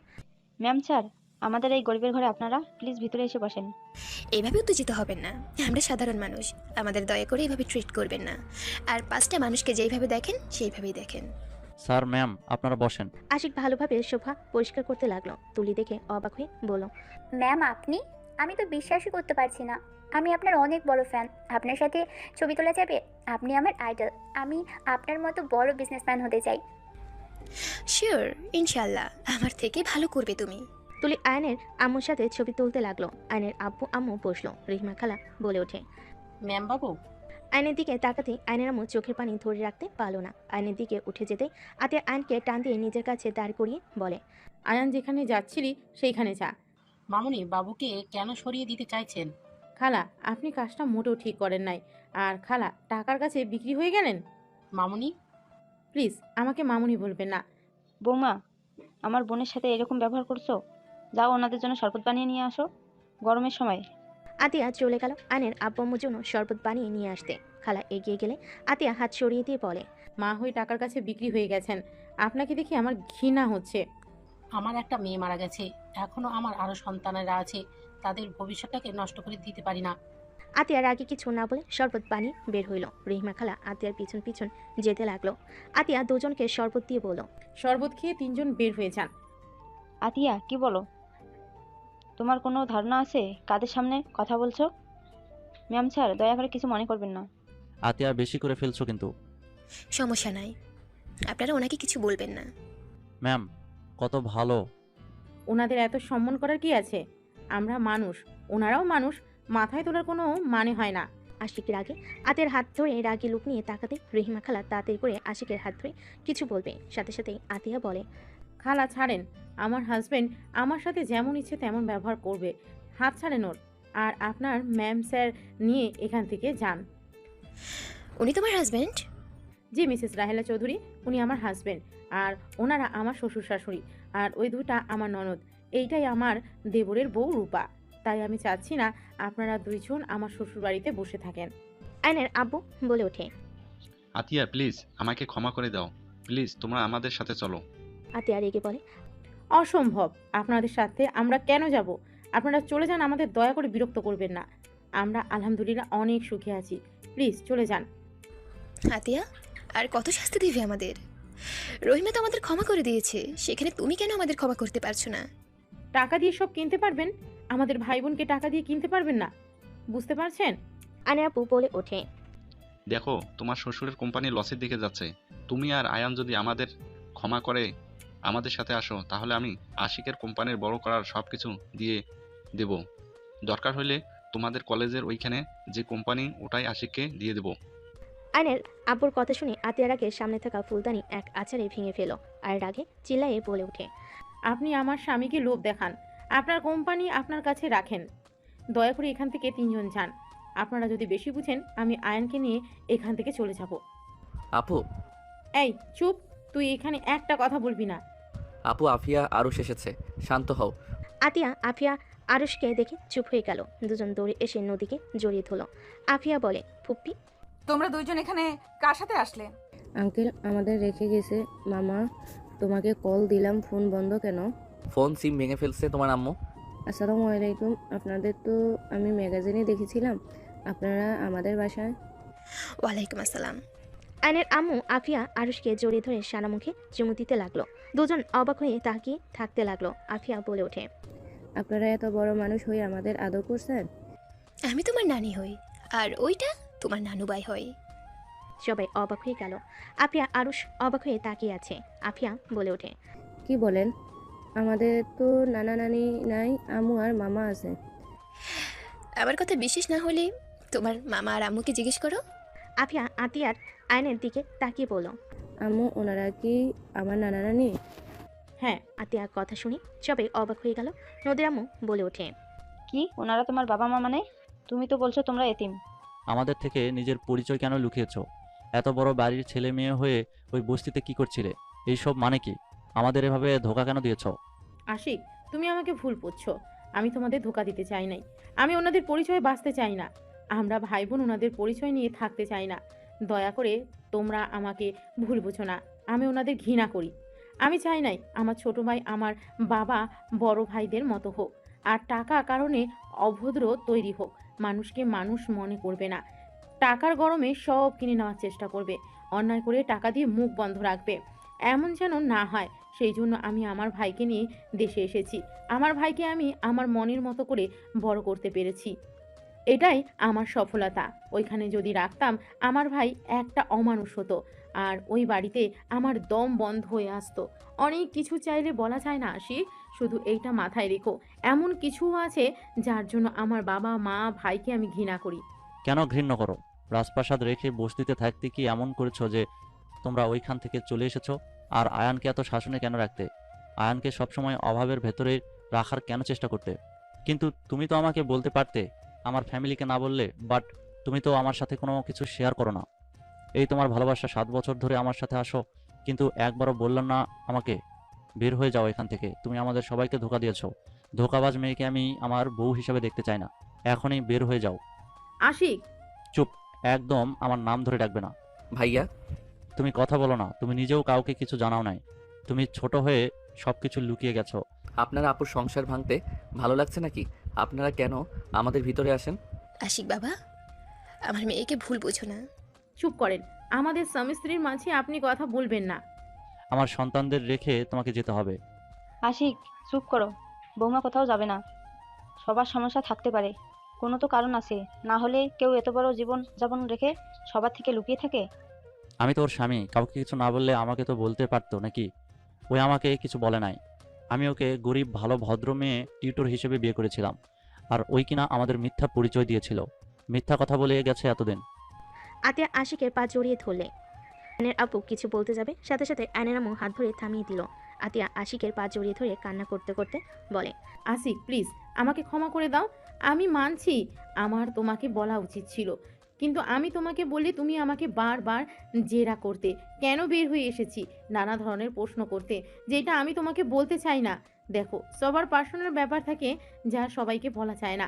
প্লিজ আসিক আমাকে ক্ষমা করে দাও, আর আমি সত্যিটা বললে তোমরা সবাই আমাকে ঘৃণা করবে। কি এমন কথা যে সবাই তোমাকে ঘৃণা করবে? আশিক, মামুনি অনেক ভালো। মামুনিকে তুই ভুল বুঝিস না, সব কিছু বলা যায় না। কাউকে বলা না গেলে আমাকে তো বলা যায়, তাই না? আতিয়া, পা ছাড়ো, বিরক্ত লাগছে। আর শোনো, তোমার বাবা মায়ের সাথে দুজন চলে যাও। আমি যাব না, আমি ওনাদের সাথে যেতে চাই না। আমি যদি চাই আমাদের আর কখনো বাংলাদেশে আসতে দেবে না, ওনাদের মান সম্মানে লাগবে এই বাড়ির বউ বলে। ভাইয়া প্লিজ আমাদের ক্ষমা করে দেন। আয়ন আশিকের সামনে গিয়ে ক্ষমা চাইলে আশিক কিছু না বলে আতিয়াকে সরিয়ে দিয়ে রুমে চলে গেল। আতিয়া আশিকের পিছন পিছন যেতে লাগলো। আয়ন রেগে বলতে লাগলো, এখানে আসতে কে বলেছিল আপনাদের? আপনারা কি ভাবছেন আপনারা এখানে আসবেন আর আপু আমি আপনাদের সাথে চলে যাব? আয়ান বিশ্বাস কর বাবা, আমরা বুঝতে পারিনি এমন কিছু হবে। আমরা তো তোর হারিয়ে যাওয়ার খবর শুনে গতকাল দেশে এসেছি। একটার দিকেই রহিমা আমাদের কল দিয়ে বলল, তাই আমরা এখানে এসেছি তোদের বুঝিয়ে নিয়ে যাওয়ার জন্য। আমরা বুঝতে পারিনি এমন কিছু হবে। ভালো করছেন ভাইয়া, যদি বের করে দেয় আপনাদের খবর আছে। আপনারা এখান থেকে দয়া করে চলে যান। আয়ন হাত জোর করে বলে আয়নের আম্মু কান্না করতে করতে চলে গেল। আয়নের আব্বু বলে ওঠে, ভুল আমাদের ছিল, তোমার আম্মুকে কেন তোমরা কষ্ট দিচ্ছ? আয়ন কিছু না শুনে অন্যদিকে ঘুরে দাঁড়ালে আয়নের আব্বু চলে গেল। রহিমা খালাও চলে গেল। নদীর আম্মু বলে ওঠে, আমি জানি না তোমাদের মাঝে কি হয়েছে, কিন্তু তোমরা কাজটা ঠিক করলে না। উনি তোমাদের জন্ম দিয়েছে, তোমাদের 9 বছর ধরে কাছে পায় না, না তোমাদের দেখতে পারছে না শুয়ে দেখতে পারছে। আমি একজন মা, আমার মেজ সন্তানটাই দূরে থাকে, প্রতিনিয়ত ওর জন্য বুকটা পুড়ে। আমি তাও আমার সন্তানের সাথে ফোনে কথা বলতে পারি, আর উনি তাও পারে না। উনি তোমাদের ছাড়া ভালো নাই। আমার মনে হয় তোমার বাবা মায়ের কাছে একবার যাওয়া উচিত। আপু আমার ভালোর জন্য আমাকে নিয়ে এত দূর চলে এসেছে। আপু অনুমতি না দিলে আমি কিছু করতে পারবো না। আমার মনে হয় ভাবিকে তোমার বোঝানো উচিত। সবাই মিলে কথা বলতে লাগলো। আর এদিকে আতিয়া আশিককে বলতে লাগলো, শুনতে চাও কেন তাদের থেকে দূরে? ওকে তাহলে শোনো, রহিমা খালা আমাদের বাসার বিশ্বস্ত কাজের লোক। উনি আমাকে আয়ান ভাইয়াকে বড় করেছে। লন্ডনে গেলে ওনার ছোট মেয়েকে নিয়ে যায়, আর ছোট মেয়ে আমার সাথে সব সময় থাকতো। আমি ওকে অনেক ভালোবাসতাম ছোট বোনের মতো। ভাইয়াও ছোট মেয়েটাকে একা পেয়ে রেপ করেছিল। মেয়েটা সহ্য করতে না পেরে মারা যায়। আতিয়ার কথা শুনে আশিক যেন থমকে গেল, চোখ কপালে উঠে পড়ল। আশিক বলে ওঠে, কি, রুমি ধর্ষণ হয়েছিল? ওই অ্যাক্সিডেন্ট করে মারা যায় নাই? আর ওই যখন ধর্ষণ হয় তুমি কোথায় ছিলে? ওটা মিথ্যা কথা ছিল। আমি আমার ফ্রেন্ডদের সাথে 7 দিনের ট্যুরে গেছিলাম, আর ট্যুরে গেলে আয়ান রুমি জন্য কিছু না কিছু আনতাম। সেই দিন ওর জন্য গিফট নিয়ে আসলে ওকে খুঁজলে কেউ কিছু বলে না, সবাই চুপচাপ হয়ে থাকে। আয়ান ছোট মানুষ দৌড়ে এসে আমাকে জড়িয়ে ধরে বলে, আপু রুমি আপুকে তো ভাইয়া আকাশে তাড়া করে দিয়েছে, কাউকে বলো না আমি তোমাকে আসতে বললাম, বললে ভাইয়াকে পুলিশ ধরে নিয়ে যাবে। কথাগুলো শুনে আমার হাত পা ঠান্ডা হয়ে যাচ্ছিল। আমি চিৎকার করলে পরে জানতে পারি সব কিছু, আর আব্বু আম্মু সব জানার পর চুপ করেছিল। আব্বু সব কাজের লোককে টাকা দিয়ে মুখ বন্ধ করে রেখেছিল। রহিমা খালা পাগল হয়ে গেছিল প্রায়। ওনাকে নিয়ে আমি থানায় যেতে চাইলে উনি আমার সাথে থানায় যায় না, টাকা দিয়ে রুমির মৃতটা অ্যাক্সিডেন্ট বলে চালিয়ে দেয়। আতিয়া কান্না করতে লাগলো। আশিকের দিকে তাকিয়ে বলে, তাহলে বলো ওই ফ্যামিলিতে কিভাবে থাকবো? ছেলে এত বড় অন্যায় করলো, অথচ বাবা মা কিছু বলে নাই, চুপ করে থাকছে, আর আমাকে মুখ বন্ধ রাখতে বলছে। আমাকে রুমে বন্দি করে রেখেছিল, আম্মু পর্যন্ত আমাকে হুমকি দেয়। সেখানে বলবে ওদের পরিচয় সবাইকে জানাই। আজও কেউ জানে না যে রুমির মৃত্যু সত্যিটা। এইটা আমাকে তিলে তিলে কুড়ে খাচ্ছে। আমার নিজের ভাই হলে কি হবে, ও শাস্তি পাওয়া উচিত ছিল। আর খালা আজ টাকার কাছে বিক্রি হয়ে গেছে, যা দেখতে পারছো সব আমার বাবার টাকায় করছে। তার বাকি সন্তানদের কথা ভেবে রুমির সাথে অন্যায় ভুলে গেছে, আমার সাথে শুধু থাকতো, তাতে আমি রুমিকে ভুলতে পারি নাই, আর উনি মা হয়ে টাকার কাছে বিক্রি হয়ে গেল। আতিয়া কান্না করতে লাগলো। আশিক আতিয়াকে জড়িয়ে ধরলো বুকের সাথে। আশিক আতিয়ার মাথায় চুমু দিল। আতিয়া বলতে লাগলো, ভাইয়া অনেক মেয়েদের জীবন নষ্ট করেছে, আমার তাতে ওকে দেখতে ইচ্ছে হতো না। লাস্টে রুমির সাথে যা করেছে সেইটা মেনে নিতে পারি নাই। আর বাবা মাকে তার হয়ে কথা বলতে দেখে পরে আর উপায় না পেয়ে আয়ানকে নিয়ে আমি পালিয়ে দেশে চলে আসি। আমি চাই না আয়ানও ভাইয়ার মতো হয়ে যাক। এখন বলো, আমি কি খুব অন্যায় করেছি? যারা অন্যায়কে অন্যায় মনে করে না, আমার ঘৃণা হয় ওনাদের দেখলে। সেখানে তাদের পরিচয় কেন চলবো বলতে পারো? আই অ্যাম সরি, আমি তোমাকে ভুল বুঝেছি। তোমাকে নিয়ে আমার গর্ব হচ্ছে। আমি ভুল মানুষকে আমার জীবনসঙ্গী হিসেবে বেছে নেই নাই। ওকে আর কাউকে এইসব বলার দরকার নাই। তুমি তোমার মতো থাকো। আতিয়া আশিককে জড়িয়ে ধরে কান্না করতে লাগলো। আশিক আতিয়াকে সান্ত্বনা দিতে লাগলো। আইন রুমে গিয়ে বসে থাকতে লাগলো। নদী আয়নের পাশে এসে বসলো। আইন নদীর দিকে তাকিয়ে আবার নিচের দিকে তাকালো। নদী আইনকে বলল, আমার মনে হয় তোমার ফ্যামিলির সাথে তোমার থাকা উচিত। ওনার চোখের পানি মিথ্যা ছিল না। তোমাদের হারানো ব্যথা তার চোখের পানিগুলো স্পষ্ট দেখা যাচ্ছিল। সেই তোমাদের আম্মু, সেই কখনোই তোমাদের ক্ষতি চাইবে না। আমারও ইচ্ছে করে আম্মুর কাছে যেতে, কিন্তু আমি আপুকে কষ্ট দিতে পারবো না। ভাবিকে কাছে গিয়ে বোঝাও, দেখো বাবা মা কতদিন বাঁচবে। যদি তাদের সাথে শেষ পর্যন্ত না থাকতেই পারে, তাহলে সন্তান হয়ে জন্ম নিয়ে কি লাভ হইলো? ফ্যামিলির সাথে বাঁচতে শিখতে হয়। সবাই মিলেমিশে থাকার মাঝে আনন্দ আছে। দেখো না আমাদের ফ্যামিলি একসাথে থাকে, কত মজা হয়। এভাবে দূরে দূরে থাকলে কি কোনো মজা আছে বলো? আমি কি করব? আমার মাথায় কিছুই ঢুকছে না। মাথা ব্যথা করছে, ঘুমাবো। আইন উপর হয়ে শুয়ে পড়ল। নদী আয়নের দিকে কিছুক্ষণ তাকিয়ে থেকে ভাবতে লাগলো, তুমি আমাকে ছেড়ে চলে যাবে, ভাগ্যিস তোমার প্রতি ভালোবাসা প্রকাশ করি নাই, করলে আজ আরো বেশি কষ্ট পেতে হইতো। নদীর চোখের কোণায় পানি গড়িয়ে পড়তেই মুছে নিল। সন্ধ্যার দিকে ঘুম ভাঙলে চোখ খুলে দেখে নদী ওর পাশে আদর্শা হয়ে বসে আছে। আইন নদীর কোলে মাথা দিতেই নদী চমকে উঠল। আইন জড়িয়ে ধরে বলল, তুমি কি আমার উপরে ভাইয়ার মতো রাগ করছো? আমি রাগ করলেই কি আর না করলেই কি আয়ান? আমি তো আর তোমার কেউ না। নদী, তুমি আমার স্ত্রী। তুমি কি আমাকে ভালোবাসতে পারবে না? আমি কি তোমার ভালোবাসা পাওয়ার যোগ্য না? তুমি বড়লোক ঘরের ছেলে, আমাদের সাথে তোমার যায় না। তুমি বিয়ে করলে বড়লোক দেখে বিয়ে করবে। তুমি আমার গার্লফ্রেন্ড না নদী, তুমি আমার বিয়ে করা বউ। বউ গার্লফ্রেন্ডের মধ্যে অনেক পার্থক্য। আমি তোমাকে খুব তাড়াতাড়ি ডিভোর্স দিয়ে দিব। ও সরি, তুমি তো অন্য কাউকে ভালোবাসো। আমাকে ডিভোর্স দিয়ে তার কাছে চলে যাবে নাকি? তোমাকে যখন ওই লোকটা বিয়ে করলো না, তখন তুমি তোমার বয়ফ্রেন্ডকে বিয়ে করতে পারো নাই? কোথায় ছিল তোমার বয়ফ্রেন্ড? দেখো, আমি তোমাকে ছাড়তে পারবো না। মানুষ জীবনে বিয়ে একবার করে, বারবার করার কোনো ইচ্ছে নাই। আমি তোমাকে ভালোবাসি। আমি আর কাউকে বউ হিসেবে মেনে নিতে পারবো না। তুমি আমাকে ভালোবাসো না, এটা আবেগের বশে বলছো। তোমার বাবা মা যদি বলে মেয়ে বড় বেশি, ছেলের বউ হিসেবে মানলাম না, তখন তুমি নিজেই আমার হাত ছেড়ে দিবে। আর এখন আমাকে ভালো লাগছে, ভবিষ্যতে আমাকে তোমার ভালো লাগবে না। নদীর কথা শুনে আইনের রাগ উঠল। আইন কোনো কিছু না বলে উঠে পড়ল। আইন ওয়াশরুমে চলে গেল। আইন মুখে পানি দিয়ে আয়নের দিকে তাকিয়ে থাকতে আইন ভাবতে লাগলো, আমাকে ডিভোর্স দিবা তাই না? আগে তোমাকে বাচ্চার আম্মু বানাই, তারপর দেখবো আমাদের ছেড়ে কিভাবে যাও। আর এই ফালতু কথা বলা বের করবো। আইন দুষ্টু হাসি দিয়ে ফ্রেশ হয়ে বের হইল। নদীর দিকে তাকাতে নদী উঠে চলে গেল। আইন নদীর পিছন পিছন যেতে লাগলো। আইনের পকেটে বাদাম থাকাতে আইন একটা বাদাম নিয়ে সোজা নদীর কোমরের দিকে ছুঁড়ে মারল। নদীর ভুল কুচকে পিছনে তাকালে আইন শীষ বাজাতে বাজাতে অন্যদিকে তাকিয়ে নিচে নেমে যেতে লাগলো।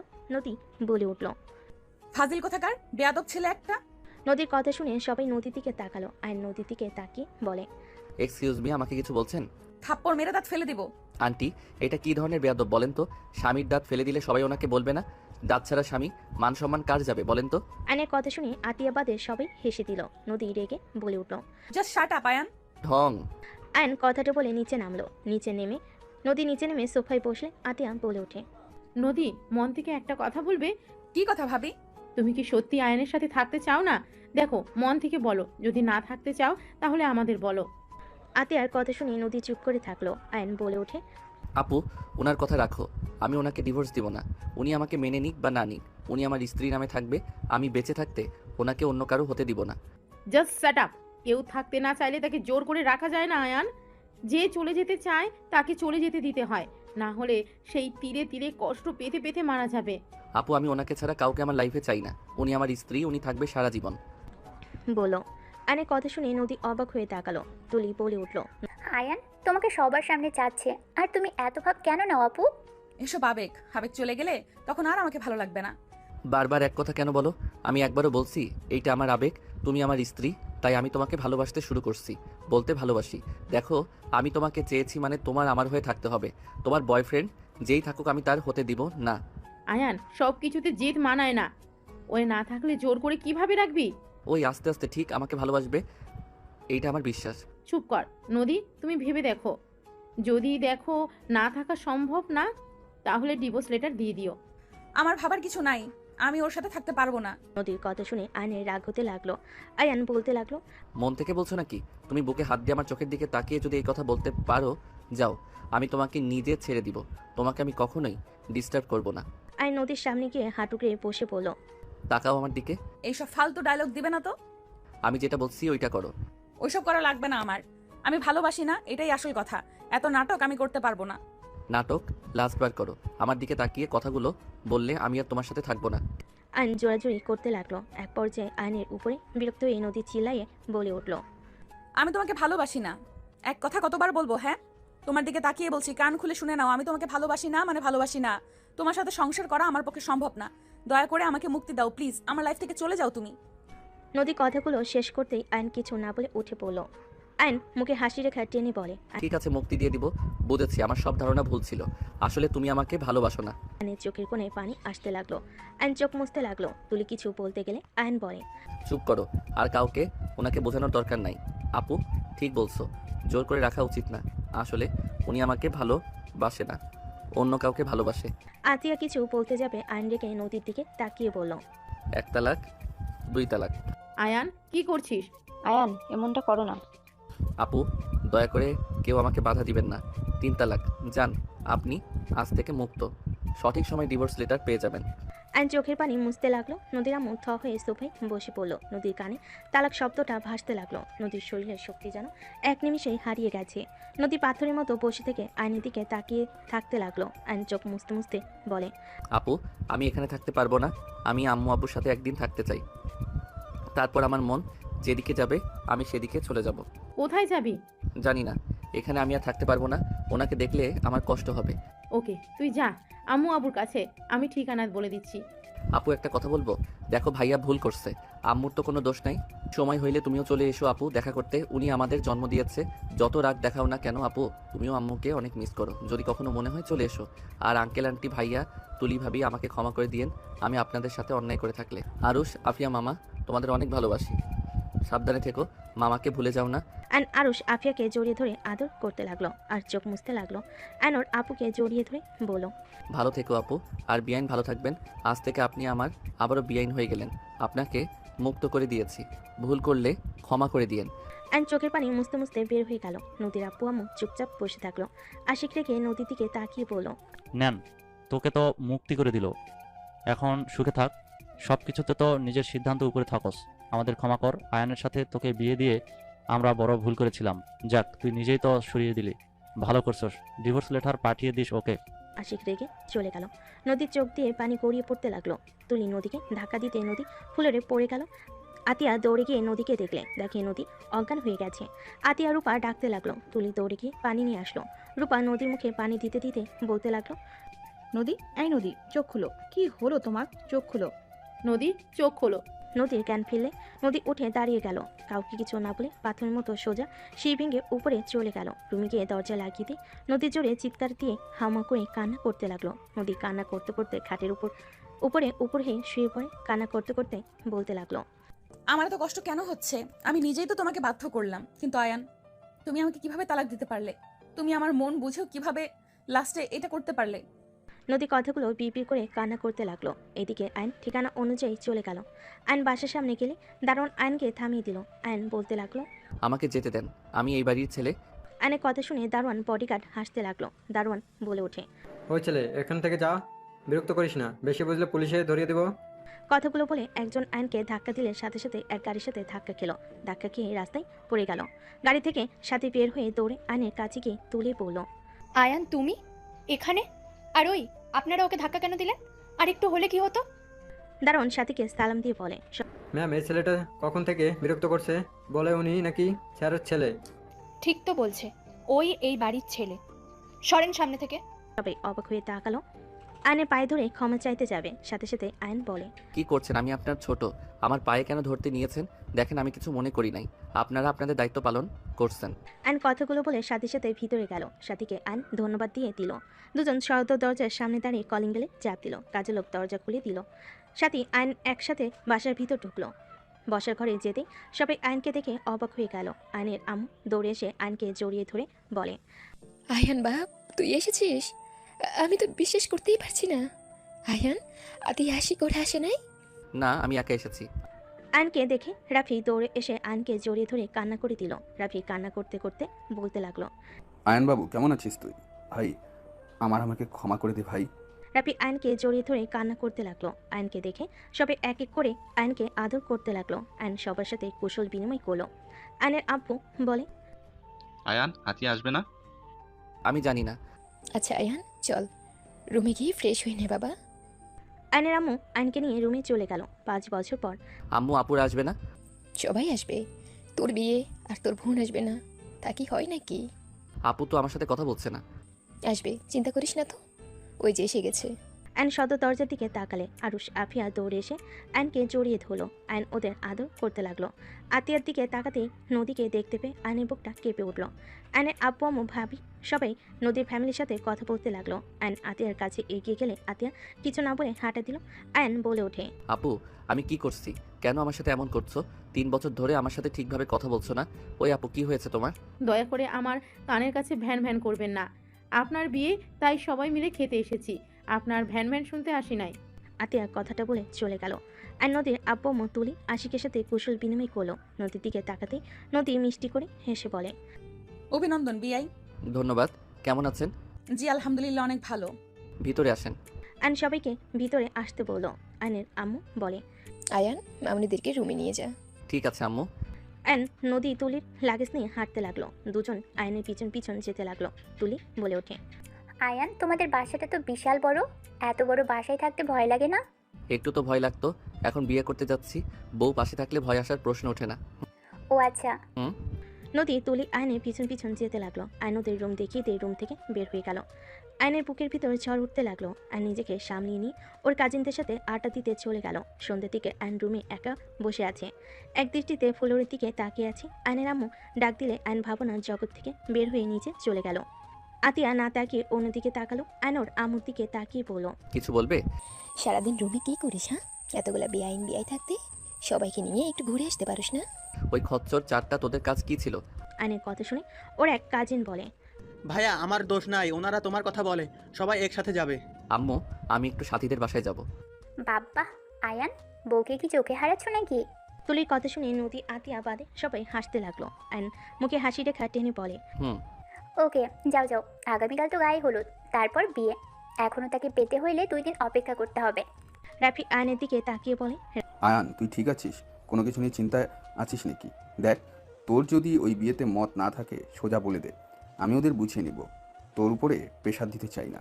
রাফির কথা শুনে আতিয়া বলে ওঠে, আপনি আবার অন্যের কথাও ভাবেন? রাফি আতিয়ার কথা শুনে চুপ হয়ে গেল। আর কিছু না বলে আরুষ আপিয়ার সাথে খেলা করতে লাগলো। আইন কিছু না বলে যেই ঘুরতে যাবে পিছনে সাথে সাথে রাকিবকে দেখে আইন খুশিতে জড়িয়ে ধরলো। দোস্ত তুই এসেছিস? তোর বিয়ে আমি আসবো না তা তো হয় না, তোর শালিকার সাথে প্রেম তো করা লাগবে নাকি? শালা? তুই শালা হবি, আমি না। ওকে যেই হোক চল আমার সাথে, আমার ভালো লাগছে না। কোথায় যাব? যেখানে যাওয়ার কথা।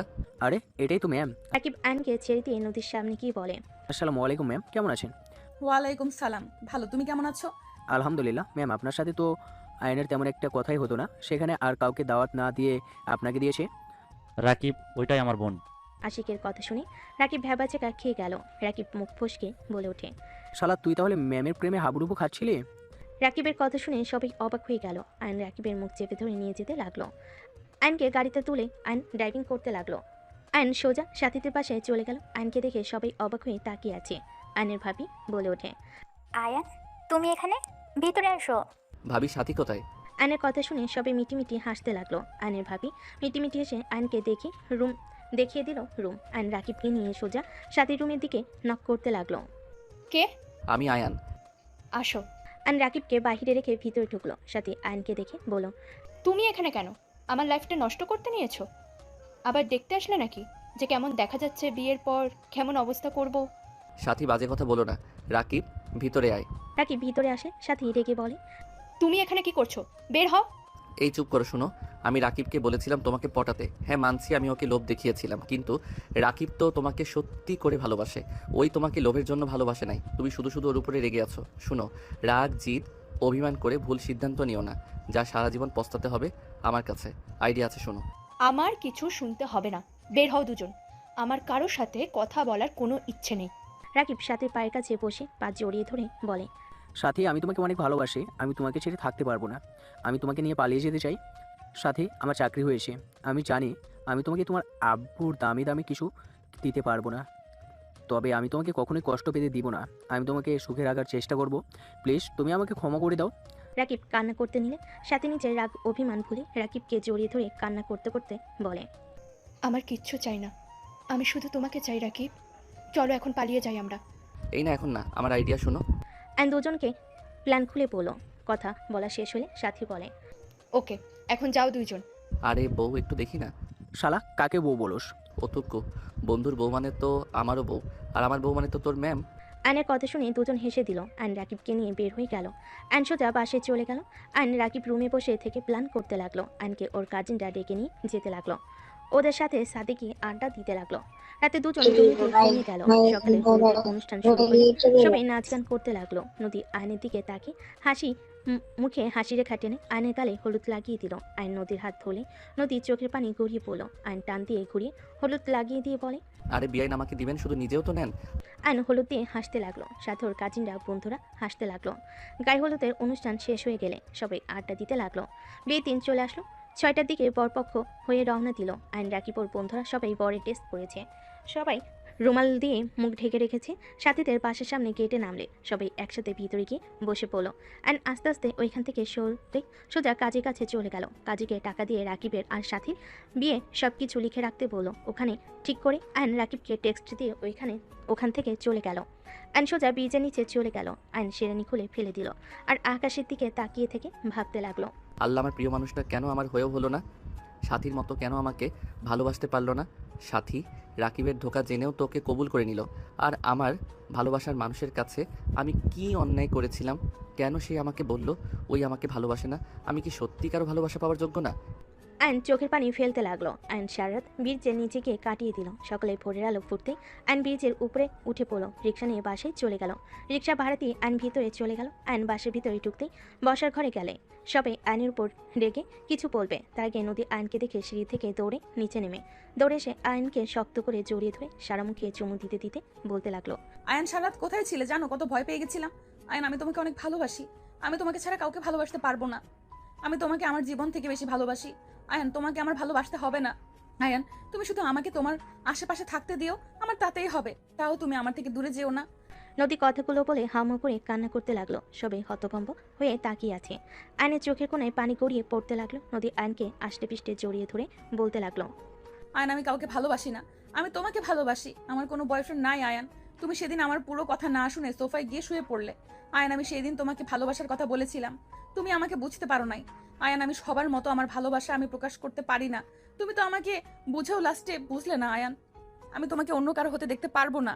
নদী কান্না করতে করতে আয়নের পায়ের কাছে বসে পা জড়িয়ে ধরে কান্না করতে করতে বলতে লাগলো, আয়ান, প্লিজ আমাকে ক্ষমা করে দাও।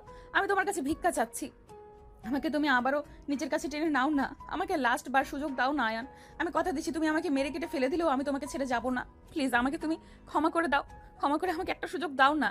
নদী কান্নায় ভেঙে পড়লো। আতিয়া বলে ওঠে, আয়ান, নদী তোকে অনেক ভালোবাসে। 3 বছর ধরে তোকে আমি এইসব বলার চেষ্টা করছি, তুই আমার কথা না শুনে কল কেটে দিতি। নদীর কোনো কথা শুনতে চাইতি না। এইসব হচ্ছেটা কি? নদী তো আয়নের 1 বছরের বড়। ওর সাথে ওর ভালোবাসা কিভাবে হয়? ফাজলামি নিতেছিস? হ্যাঁ, আয়নের আম্মু আর কিছু বলবে তার আগে আয়ন নদীকে 2 হাত দিয়ে তুলে ধরে চোখের পানি মুছে দিয়ে বুকের সাথে জড়িয়ে ধরে বলে, কি করছো? আমার পায়ে কেন ধরছো? আমি তোমাকে ভালোবাসি, আর সারা জীবন আমি তোমাকে ভালোবেসে যাব। তুমি আমার পাশে থাকো বা না থাকো, সেই দিন তুমি আমাকে ওইভাবে না বললে আজ একটা ভালো সম্পর্ক থাকতো। আয়ান, কি বলতে বকছিস? নদী হাতিয়ার 1 বছরের ছোট হবে। ওই তোর বড় বোনের মতো। ওই আমার বোনের মতো না, ওই আমার স্ত্রীর মতো। আর আম্মু বারবার বড় বড় করবে না। ভালোবাসে আবার বড় ছোট কোনো ব্যাপার না, একে উপরের মনের মিল থাকাটা মেইন। বয়স তো পানির মতো বাড়তে থাকে। আর নদীকে যদি তোমাদের কারো বৌমা হিসেবে মেনে নিতে কষ্ট হয় তাহলে বলতে পারো, আমি নদীকে নিয়ে চলে যাব। তারপরও কারো কথা শুনে আমার ভালোবাসার মানুষের হাত ছাড়তে পারবো না। আয়নের কথা শুনে আয়নের আব্বু বলে, রাহেলা, রাগ করো না। আমাদের সন্তানেরা যার সাথে থেকে সুখে থাকবে তার সাথে বিয়ে দেওয়াই ভালো। আয়নের বড় চাচু বলে ওঠে, যাক, ভালোই হলো। শফিক, শোনো, আমরা সবাই যখন আসি এই সুযোগে ওদের বিয়েটা দিয়ে দাও। কাজী নিয়ে আয়। আয়নের বড় চাচুর কথা শুনে আয়ন খুশি হইল। রাফি কাজীকে ফোন দিয়ে চলে আসতে বলল। কাজে আসলে আয়ন নদীর বিয়ে পড়িয়ে দিতে লাগলো। বিয়ে পড়ানো শেষ হলে রাকিব সাথে সাথে এসে পড়ল। ছি শালা বাবু, ছি ম্যামকে বিয়ে করতে লজ্জা লাগে না? ছি বন্ধু কাজিন, ছি। এই ঢং বন্ধ করো। ছিছি করলে সাথীকে নিয়েও বাসর ঘরে চলে যাব। আমি রাজি। কুত্তা বিড়াল কি বলো? গলা টিপে মেরে ফেলবো। নদী আয়নের গলা ধরে সবাই হাসতে লাগলো। আয়ন নদীর হাত ধরে বলতে লাগলো। আরে আরে বউ, মজা করছি। সাথী রাকিবের বউ, বন্ধুর বউ, তার উপরে কাজিন, আবার বিআইন। একটু মজা করছি। সরি জান, ছাড়ো, ব্যথা লাগছে। যাই হোক, বলেন কেন? আয়ন উঠে নদীকে কোলে তুলে নিল। সবাই মিটিমিটি হাসতে লাগলো। নদী লজ্জায় আয়নের বুকে মুখ লুকিয়ে নিল। আয়ন নদীকে নিয়ে চলে গেল। রাকিব বলতে লাগলো। শালা বাবু, আরেকটা বিয়ে করলে আমাকে ভাগ দিস। তোর মনে হয় মার খাওয়ার ইচ্ছে জাগছে। সাথী মারতে যাবে। রাকিব কানে হাত দিয়ে উঠবোস করতে লাগলো। আর আয়ান নদীকে খাটের উপরে গেলে দুষ্টু হাসি দিয়ে এগিয়ে যেতে নিলে নদী দুষ্টু নজরে তাকাতেই আয়ন ফিক করে হেসে বলল। আরে বাহ, বউকে পড়ো পুচ্ছি লাগছে। তাই দেখাচ্ছি মজা। নদী কথাগুলো বলে আয়নের শার্ট ধুয়ে টান দিয়ে নিচে ফেলে দিয়ে ঝাঁপিয়ে পড়ল। আর নদীকে নিয়ে সুখের সাগরে চলে গেল। কি ভাই, এত খুশি হওয়ার কিছু নাই, আপনি তো সিঙ্গেল, যান যান এদের রোমাঞ্চ করতে দেন।